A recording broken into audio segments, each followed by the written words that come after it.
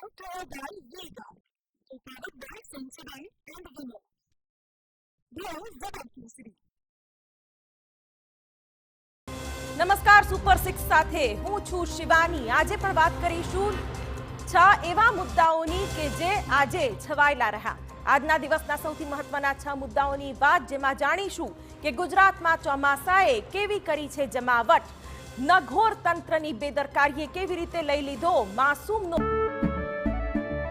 કેસરિયાથી મન જોગી થયું રે, દિલ ઝૂમે જુઓ મત મસ્ત થયું રે, કેસરિયાથી મન જોગી થયું રે. હર પળ મનાવો કેસરી તહેવાર.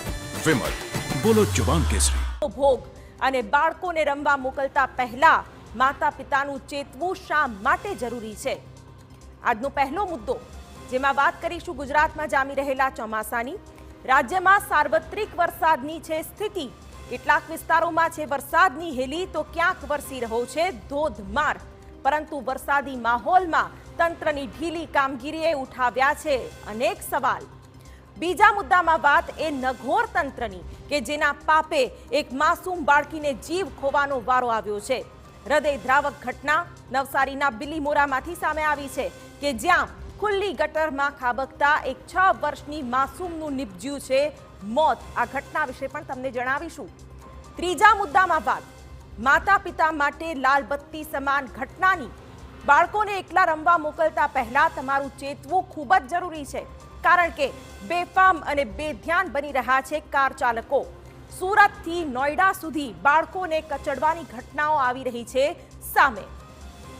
ચોથા મુદ્દામાં આપને બતાવીશું એ તસવીર, જે બિહારના ભ્રષ્ટાચારની ખાઈ રહી છે ચાડી. બિહારમાં ફરી એકવાર પુલ થયો છે ધરાશાયી. 11 દિવસમાં 5 પુલ તૂટી પડતા તંત્રની કામગીરી સામે ઉઠી રહ્યા છે સવાલ. આખરે કેમ પ્રજાના પૈસાનું કરાઈ રહ્યું છે પાણી?